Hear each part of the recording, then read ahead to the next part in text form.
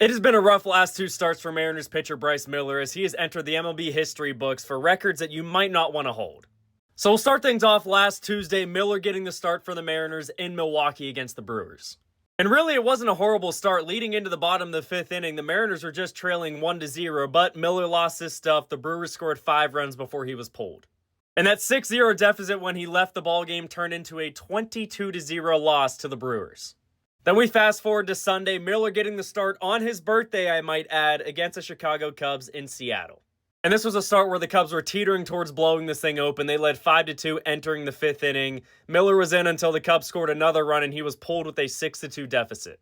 And that would be a game that the Cubs would eventually win 19-2.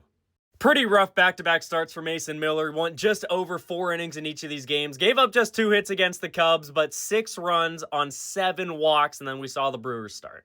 So where is this historic, you may ask? Well, Miller is the first pitcher since George Van Haltren in 1890 to lose consecutive starts by at least 17 runs.